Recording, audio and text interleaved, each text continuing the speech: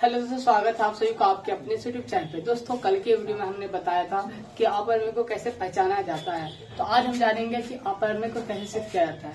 जैसे कल अपरमेय और परमेय के बीच में अंतर बताए थे कि परमेय कौन होता है और अपरमेय कौन होता है, उसी प्रकार आज हम जानेंगे कि √5, √3 या √7 के आप कैसे सिद्ध कर सकते हैं। यानी बहुत ही आसान तरीका है, स्टेप बाय स्टेप सीखेंगे कि इसे सिद्ध कैसे करना है। तो स्टेप नंबर 1 को करना क्या है दोस्तों, जैसे मान लीजिए कि यहाँ से क्या करना है, √5 एक अपरमेय संख्या है। आपके एग्जाम में √3 भी आ सकता है, √7 भी आ सकता है, मैटर नहीं है कि कौन सी संख्या है, बस तरीका आपको आना चाहिए। सबसे बड़ी बात है कि इसको उल्टा करना है। कहने का उल्टा हुआ क्या, परमेय का उल्टा क्या होता है अपरमेय, और अपरमेय का उल्टा क्या होता है परमेय। तो हमको अपरमेय दिया तो इसका उल्टा क्या मानेंगे, परमेय मानेंगे। तो स्टेप नंबर 1 में हमारा होगा, स्टेप 1 में बात किया जाए तो मान लेंगे कि √5 क्या एक परमेय संख्या, मानो √5 एक परमेय संख्या है। दोस्तों, आपको पता होगा कि परमेय संख्या किस संख्या को कहते हैं। तो ऐसी संख्या जिसे P/Q के रूप में लिख सकते हैं वो हमारे लिए परमेय संख्या कहलाती है। यानी कह सकते हैं कि √5 हो किसके लिए बराबर होगा, P/Q के लिए, P/Q। अब एक यहाँ पे क्या करना है, कंडीशन डालना है, स्थिति डालना है कि P और Q क्या है, सहभाज्य संख्या है, या उसको ऐसे बोल सकते हैं उसका गुणनखंड 1 है, और या अलग तरीके से भी लिख सकते हैं। हम आसान तरीके लिखते हैं P और Q सहभाज्य संख्या, सहभाज्य संख्या। और लिखना है Q बराबर नॉट इक्वल 0, यानी Q का मान कभी 0 नहीं हो सकता। ये इसलिए लिख रहा है क्योंकि इसका अंतिम वजह बताएंगे कि अपरमेय हमारे लिए क्यों होता है या परमेय क्यों होता है। मेन वजह यही होता है। दोस्तों, आगे हम बात करेंगे अगला स्टेप है हमारा, स्टेप नंबर 2 में बात किया जाए तो इसको क्या करना है, वर्क करना है। वर्क करने का अर्थ यार √5 का वर्क करेंगे, और मैथ का एक नियम है, अगर हम इस साइड वर्क करेंगे तो हमारे इस साइड वर्क होना चाहिए, यानी दोनों का बराबर ही काम करेंगे। तो हम क्या करें, √5 का वर्क करें। जब इसको करना पड़ेगा तो इसको भी हम लोग कर रहे हैं दोस्तों, तो इसको भी हम लोग वर्क करते हैं। वर्क करने के बाद क्या हुआ, √5 का अगर हम वर्क निकालेंगे तो √5 में √5 होगा। अगर देखा जाए तो रूट में 25 और 25 का रूट कितना आया 5। साधारण से अर्थों में हम कहे कि √5 का, √3 का, √7 का जिसका भी वर्ग निकालना हो तो उसका रूट हटा देना है, बल्कि वो संख्या जिसका रूट निकालना हो रहता है। तो उसमें क्या करना है, हमको √5 को में से रूट हटा देंगे तो क्या बचेगा, ओनली 5 इधर बचेगा P² बट्टे में Q²। अब बात करें क्या, इसके नीचे 1 डालते हैं तो गुना करेंगे, ऐसे गुना करेंगे और इसको ऐसे गुना करेंगे, P² होगा, यहाँ पर 5Q² होगा। जैसे इसको आए तो इसको समीकरण 1 मान लीजिएगा, ये आगे काम आएगा हमारा। इतना करने के बाद क्या करना है दोस्तों, आगे जो हमको निकालना है ना P² का मान या Q² का मान निकालना है। तो हम यहाँ पे पहले निकालते हैं क्या, Q² का मान निकालते हैं। यानी जब Q² का मान निकालेंगे तो 5 गुना में तो बट्टा मारेगा, यानी P² बट्टे 5 इक्वल क्या आएगा Q²। अब यहाँ पे एक स्थिति है, ये स्टेप नंबर 3 होगा। स्टेप नंबर 3 कैसे हमको लिखना ध्यान दीजिएगा।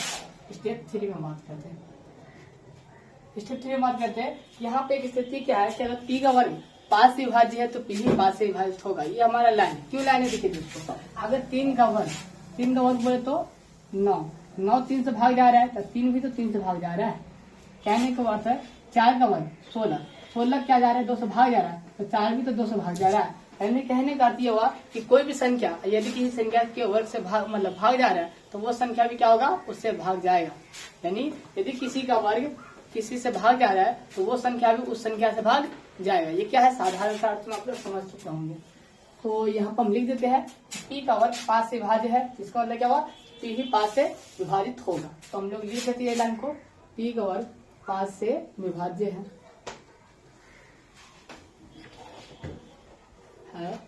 तो P भी 5 से विभाजित होगा,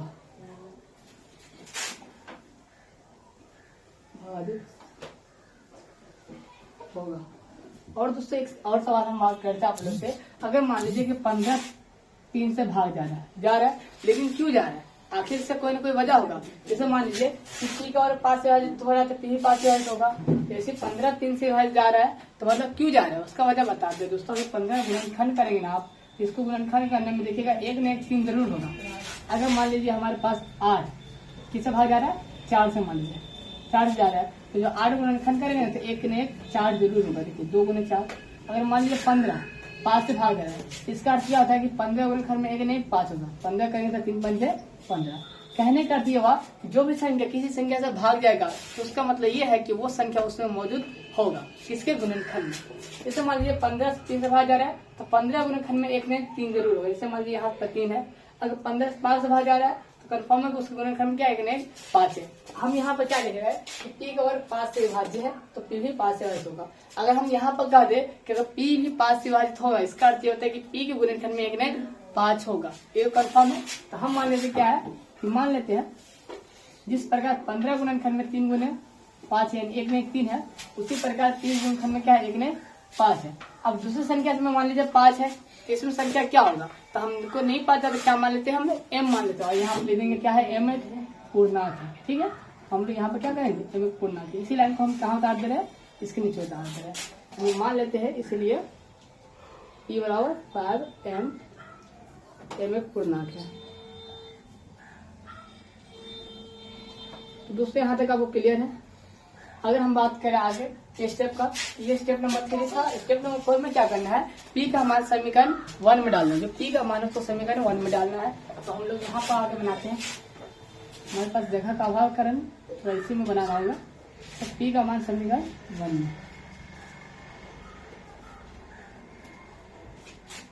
समीकरण 1 में। समीकरण 1 हमारे पास क्या है, पी स्क्वायर बराबर 5q स्क्वायर। देखते तो दोस्तों P square 5q square. T का मान क्या डालना है, 5m डालना है, स्क्वायर होगा 5q स्क्वायर। देखिए 5m यानी 25 का स्क्वायर, 5 का स्क्वायर 25 होगा और m का स्क्वायर m स्क्वायर होगा, 5q स्क्वायर। अगर हम q स्क्वायर का मान निकालें, इसको क्या निकाले थे, नहीं इसको p स्क्वायर का मान, q स्क्वायर का मान निकाल चुके थे तो p स्क्वायर बट्टे 5 आ गया। और हम क्या निकालेंगे, m स्क्वायर का मान निकालेंगे तो होगा 5q स्क्वायर बट्टे 25। यहाँ काटेंगे तो 5 में, तो यहाँ काटेंगे तो 1 में, यानी m स्क्वायर आएगा हमारे पास q स्क्वायर बट्टे 5। अगर हम इतना बात किया जाए तो ये कुछ इस तरह से लिखा जाता है, जैसे p स्क्वायर बट्टे 5 था वैसे q स्क्वायर बट्टे 5 है। क्या दोस्तों ये कहना जो गलत होगा, जिस प्रकार p स्क्वायर 5 से विभाज्य था तो p भी 5 से विभाजित था, उसी प्रकार q स्क्वायर 5 से विभाज्य है तो q भी 5 से विभाजित होगा। यानी ये कहना हमारे लिए भी सही होगा, क्योंकि हम लोग जान चुके हैं कि अगर किसी का वर्ग किसी एक से भाग जा रहा है तो कहने का तो वो संख्या उससे भाग जाएगा। तो हम यहाँ पर एक लाइन और लिख सकते हैं, जिस प्रकार p में हम लोग लिखे उसी प्रकार q में लिखेंगे कि q का स्क्वायर 5 से विभाज्य है,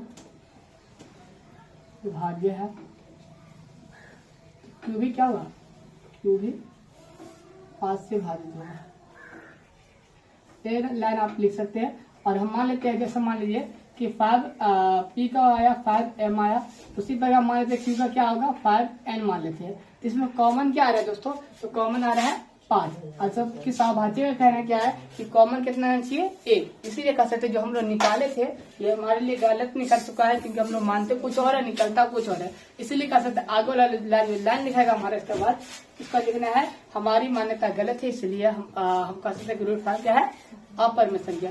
मुझे उम्मीद है आप लोगों को समझ में आ गया होगा। वीडियो को ज्यादा लंबा न करते हुए आप लोग इसको दोबारा देखिए, आपको पूरा समझ में आ जाएगा। गणित समझ में आया तो और चैनल को सब्सक्राइब करें और वीडियो को लाइक करें।